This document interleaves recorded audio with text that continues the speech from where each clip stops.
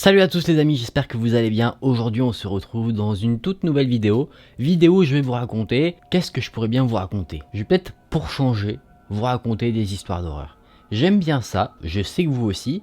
Donc si tout le monde est content, même lui il aime bien, pourquoi on s'arrêterait? Donc les amis, si la vidéo vous plaît, n'hésitez pas à liker la vidéo. N'hésitez pas également à vous abonner à la chaîne pour être au courant de toutes les prochaines vidéos, que ce soit des histoires d'horreur ou d'autres vidéos. Et on est parti pour aller voir ces histoires d'horreur qui ont un thème bien particulier, le thème du paranormal. Ce sont apparemment des expériences que des gens ont réellement vécues. Donc attachez vos ceintures, on est parti pour aller visiter le pays des fantômes.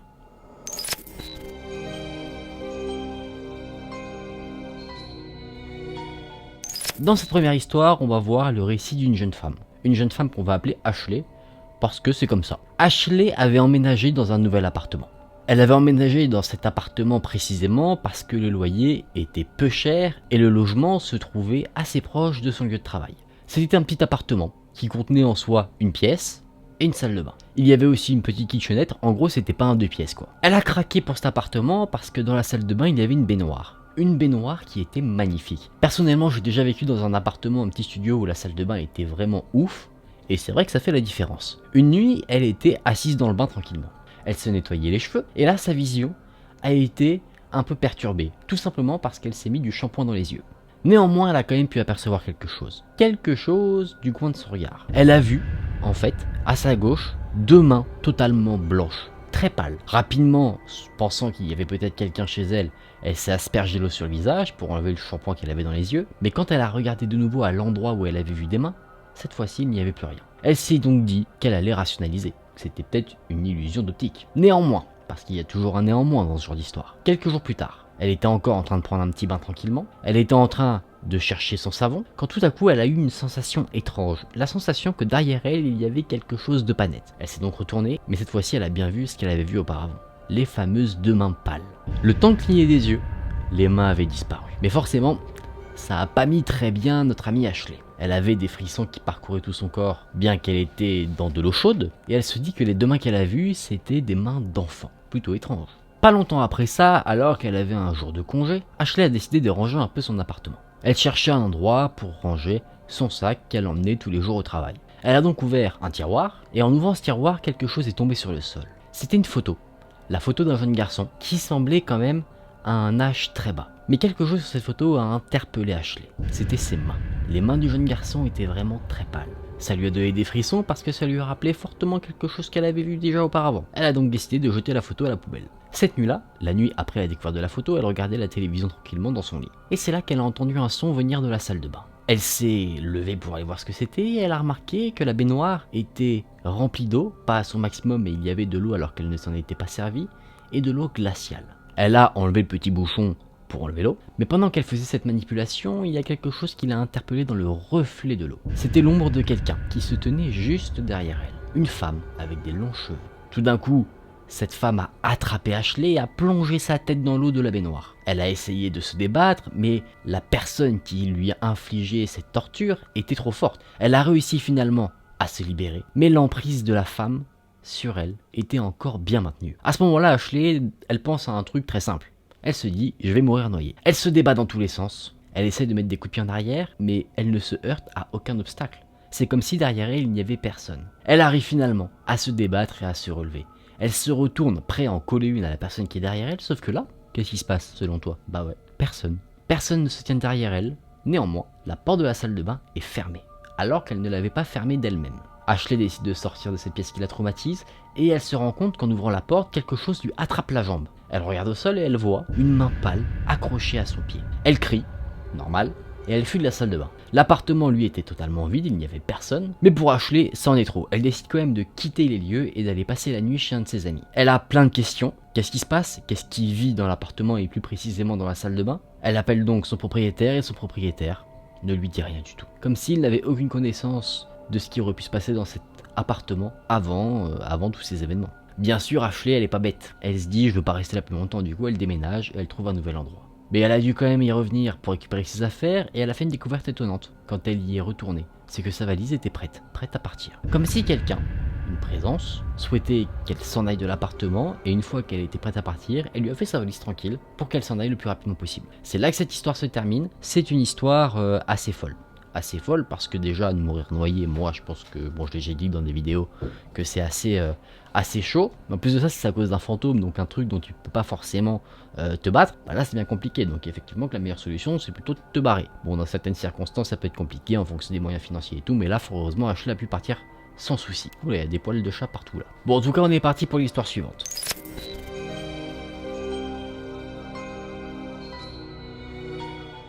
On va voir l'histoire de Matt. Je sais pas pourquoi au début je pensais Peter, mais je crois que Peter c'est un nom que j'ai utilisé de fou dans toutes les histoires, du coup on va dire Matt. Matt était étudiant en ingénierie. Il vivait avec des amis proches dans une sorte de maison qu'ils louaient ensemble, qui avait 4 chambres, en gros une colocation. Mais le truc étrange, c'est que le propriétaire des lieux n'est jamais venu dans la maison pour voir un peu comment ça se passait, pour faire un petit état des lieux de temps en temps, quoi que ce soit. Jamais, jamais, jamais, Matt et ses amis ne l'ont rencontré. D'ailleurs, il ne faisait aucune mention de loyer, tout était versé directement sur son compte bancaire. Mais quelque chose d'étrange entoure cette maison. Le livreur de journaux et le livreur de lait ne semblent pas trop aimer s'en approcher de trop près. Peu de temps après avoir emménagé dans cette maison, ne se sent pas très bien, il fait des terribles cauchemars. Des cauchemars qui provoquent chez lui une peur, la peur de rester dans la maison. Lui, il est dans une chambre avec un de ses amis, mais à un moment donné, quelque chose s'est mal passé. Un des colocataires se sentait malade. Il a donc décidé de rester dans le logement pendant que les autres étaient à l'école. Sauf que là, point noir dans la journée, Matt avait oublié quelque chose dont il avait besoin pour ses cours. Du coup, il a décidé de revenir dans le logement pour le récupérer. Il était rentré avec un de ses colocataires. Il est rentré dans le logement prêt pour récupérer ce qu'il avait oublié. Sauf que, une fois qu'ils ont mis les pieds au niveau de l'entrée, ils ont entendu un son. Un son très fort, comme si quelqu'un suffoquait, comme si quelqu'un s'étouffait avec quelque chose. Ils se sont précipités de là où venait le son, et ce son venait précisément de la chambre du colocataire malade. Sauf que, en rentrant dans sa chambre, ils sont tombés devant un spectacle qu'ils n'ont pas compris. Le colocataire malade était sur le sol, il était rouge, vraiment rouge vif, comme si quelqu'un l'étranglait. Matt fait un hurlement très fort, très strident, et là, le colocataire malade s'évanouit. Matt et l'autre colocataire qui était avec lui appellent un docteur, qui vient immédiatement. Il vient voir le colocataire malade. Il sait pas trop ce qu'il a, mais il lui donne quelques médicaments pour qu'il puisse se rétablir. Ce soir-là, quand tous les colocataires étaient réunis, ils se sont tous partagés la nouvelle assez terrifiante concernant le colocataire malade qui était en train un peu de s'étouffer. Et Matt va ajouter qu'il a déjà fait des cauchemars par rapport à la maison et que quelque chose ne va sûrement pas avec celle-ci. Il dit que dans ses cauchemars, il voit une femme qui a l'air triste, qui traîne dans les chambres ou dans la cuisine. Le temps avance un peu, à un moment donné, le cousin de Matt arrive pour lui rendre une petite visite. Une visite en soi imprévue parce qu'il avait juste raté son vol et du coup, étant dans le coin, il s'est dit bon est-ce que je peux aller chez toi le temps de prendre mon nouvel avion. Matt est allé le chercher avec un autre colocataire pendant que les autres eux restaient avec le colocataire malade qui ne s'était pas encore rétabli. Et une fois qu'ils sont arrivés devant la maison, le cousin refuse d'entrer dedans. Il avait un bon instinct et il sentait qu'il y avait un truc qui puait par rapport à la maison. Il demande donc à Matt quelques informations sur la maison, sur son histoire. Sauf que Matt il a pas trop d'infos, du coup il décide d'aller voir un magasin ouvert 24h sur 24, 7 jours sur 7, qui a l'air assez vieux, juste à côté de la maison, parce que peut-être que le magasin en sait un peu plus. Au début, celui qui tient le magasin hésite un peu à communiquer à ce sujet-là, mais finalement il accepte de dévoiler quelques informations. Il va dire que le propriétaire de la maison, actuel, est un homme riche, et quelqu'un d'assez cruel, assez vil, pas une très bonne fréquentation. D'ailleurs, il avait une femme qu'il n'arrêtait pas de tromper. Sauf qu'à un moment donné, cette femme s'est rendue compte des affaires de son mari, elle l'a confronté par rapport à ça, et le mari, lui, il a pas bien réagi du tout. Il l'a étranglé et il a enterré son corps. Étant riche, il a pu étouffer l'affaire. Après, bien sûr, cette histoire-là n'est que rumeur. Mais bon, en tout cas, ce qui est sûr, pour les colocataires qui ont entendu cette histoire, tout prend sens. La fameuse femme qui a été aperçue dans des cauchemars, qui était triste, était la femme assassinée. Ils se sont donc précipités pour entrer dans la maison et raconter aux autres qui n'ont pas entendu cette histoire quelle était la vérité à propos de la maison. Et ils se sont tous barrés, vraiment. Ils ont fait leur valise et ils sont partis. En même temps, je suis sûr, quand t'entends une histoire comme ça, c'est pas forcément l'endroit où t'as envie de passer plus de nuit que ça. C'est là que cette histoire s'arrête. J'aime bien cette histoire, assez courte. En vrai, il ne se passe pas forcément grand chose dans l'histoire en termes d'activité paranormale, mais moi, ce que je préfère le plus dans ce genre d'histoire, c'est la petite révélation qu'on a derrière, la petite backstory. Donc là, l'histoire avec la femme. Après, on sait que Matt n'est pas resté très longtemps dans le logement, donc c'est pour ça aussi peut-être qu'ils n'ont pas vécu beaucoup de choses. Allez, maintenant on va passer à l'histoire suivante.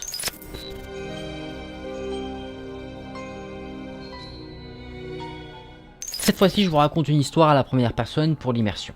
Il y a 4 ans, après qu'on ait fini nos examens finaux, mes amis et moi on a décidé de s'accorder quelques vacances. Des vacances à la plage où on pourrait se détendre totalement et se relaxer comme il faut. On était 4, on a fait nos bagages, on a mis ça dans la voiture et on est parti. Notre objectif était simple, on n'était pas riche, du coup c'était économiser de l'argent en dormant à la belle étoile sur la plage. On faisait un petit road trip, du coup on s'est dit qu'on allait visiter des plages, comme ça, et à chaque fois y passer la nuit. Néanmoins, on connaissait aucune information sur les plages en question. Pour nous, c'était juste, comme toutes les plages du monde, du sable et de l'eau. Mais bon, étant assez curieux et voulant quand même apporter un aspect un peu pédagogique à ce road trip, on demandait aux gens du coin un peu s'il y avait des histoires par rapport aux plages qu'on pouvait occuper pendant les nuits. Mais il y a une plage en particulier qui nous a préoccupés. Les gens du coin nous ont dit que c'était régulièrement désert, et du coup, vu que nous, ça nous convenait pour dormir, on a décidé d'y placer nos bagages pour y passer la nuit. C'était d'ailleurs la première plage qu'on allait faire. On a trouvé la plage un peu avec difficulté, il était déjà le soir quand on y est arrivé, on s'est garé à côté de la petite route qui menait sur la plage, et quand on est arrivé sur les lieux, on a été tout de suite choqués.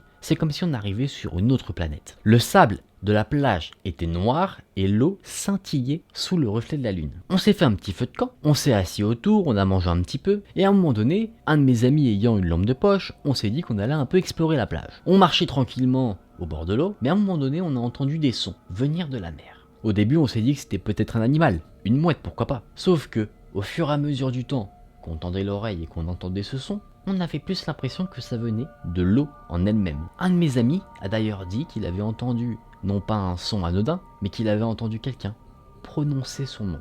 À ce moment-là, moi, ça m'a donné quelques frissons, j'ai donc regardé au-dessus de mon épaule, et ce que j'ai vu, ça m'a terrifié. Avec la lumière de la lune, je suis sûr d'avoir aperçu le visage d'une femme qui flottait à la surface de l'eau. Terrifié, mais ne pouvant pas en détacher mon regard, je l'ai vu ouvrir la bouche, et un son étrange en est sorti. Mon ami, qui avait la lampe de poche, a également entendu le son, du coup il a pointé sa lampe de poche en direction de là d'où venait ce son. Mais avant que la lumière de la lampe ne puisse atteindre le visage de la femme, elle s'était reglissée sous l'eau. On était sûr que ce n'était pas notre imagination.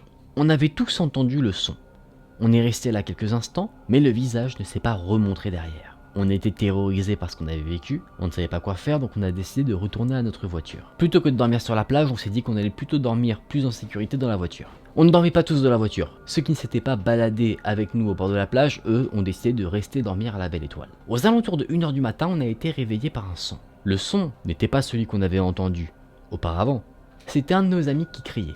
Bien sûr, on s'est précipité sur la plage pour voir ce qu'il se passait, et notre ami était assis sur le sol, en panique. Il disait qu'il avait vu quelque chose flotter à la surface de l'eau. Il était persuadé que c'était le visage d'une femme, et que ce visage le regardait directement. Et dès qu'il a commencé à crier, il dit que le visage a disparu. Tout le monde était tétanisé, de par cette expérience plus l'expérience qu'on avait vécue juste avant, donc tout le monde a finalement dormi dans la voiture. Mais aux alentours de 3h du matin, un autre son s'est fait entendre, une voix qui criait à l'aide. On était d'abord un peu dans l'incompréhension, on se réveillait un peu, et c'est là qu'on s'est rendu compte d'une chose, un de nos amis manquait à l'appel. Tout le monde était normalement dans la voiture, mais là, l'un d'entre nous n'était plus là. On s'est donc précipité de nouveau sur la plage, et on l'a trouvé, dans l'eau, comme s'il était en train de se noyer. Il se débattait dans tous les sens, alors que pourtant c'était un bon nageur. On a réussi à le ramener sur la plage, il était sous choc, il avait du mal à reprendre son souffle, mais à un moment donné il a pu nous dire ce qui s'était passé. Il disait qu'il s'était réveillé parce qu'il avait envie d'aller aux toilettes, du coup il allait faire pipi dans l'eau. Il s'est donc dirigé sur la plage, au niveau de l'eau, et à un moment donné, il a vu le visage d'une femme à la surface de l'eau. Avant qu'il ne puisse faire quoi que ce soit, il a senti quelque chose se saisir de ses jambes et l'a tiré avec une force extrême. Avant qu'il ne puisse se rendre compte de ce qui était en train de lui arriver, il était en train de se noyer. Et pendant qu'il était en train de se débattre, il entendait un rire sadique venant d'une voix féminine. Pour nous, ça en était trop. On est tous retournés dans la voiture et on a quitté cet endroit maudit.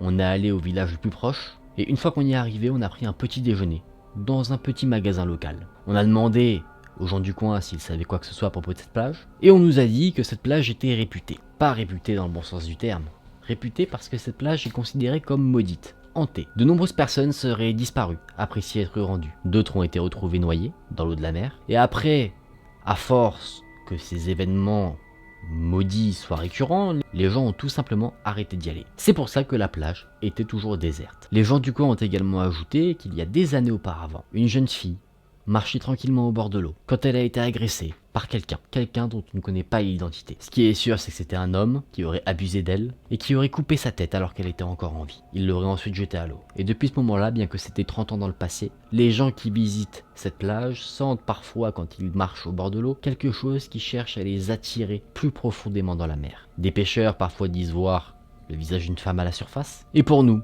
c'en était trop. Après avoir dégusté le petit déjeuner, on a repris la route et on a mis fin à nos vacances de manière assez anticipée. C'est là que cette histoire se termine. C'est une histoire que j'aime beaucoup. Là, on a tout. On a les événements paranormaux, les événements qui font peur. On a la petite histoire qui explique le pourquoi du comment.